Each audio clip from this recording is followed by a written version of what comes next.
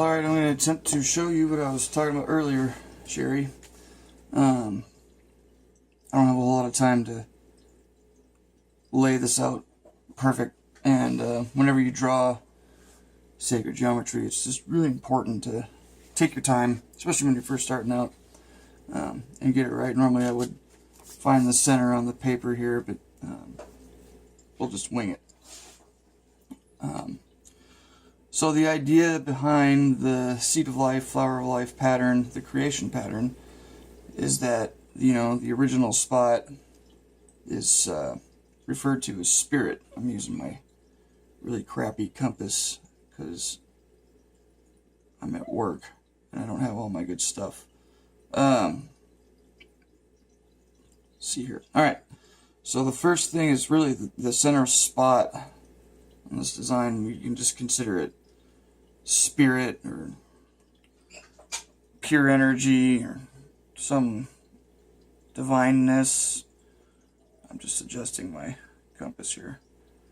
The spark, the big bang, you know, the quintessential start point, which we'll get into later. There's no beginning and no end. It's a human thought that does that to us, so we gotta get past that. Anyway, we'll just start. So you start. So spirit is created what we could consider consciousness. And since spirit is flawless, it knows exactly what to do. And I don't have my lines drawn out here, so I'm going to have to kind of fudge this. It moves to the edge and creates another sphere.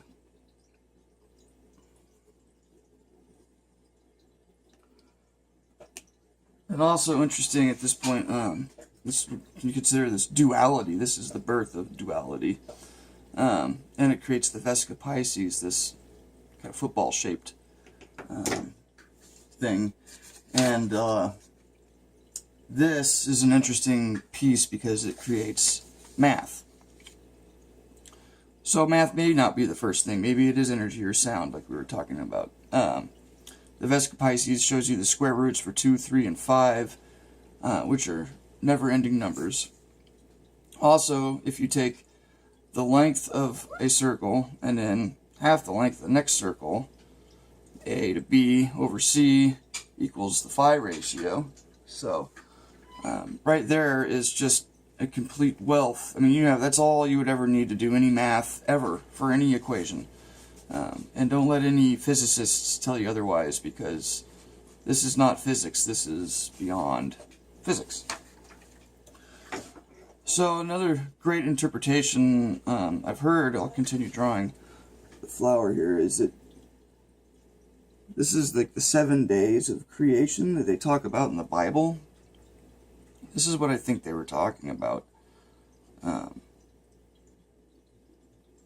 So you just very simply move to the next point, you know, and you really want to be right on the money with these, because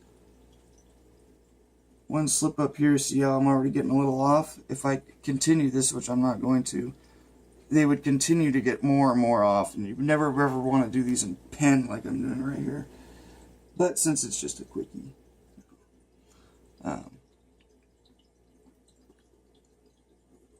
so that you can start to see how things just, everything fits together. It was meant to be, sort of. I've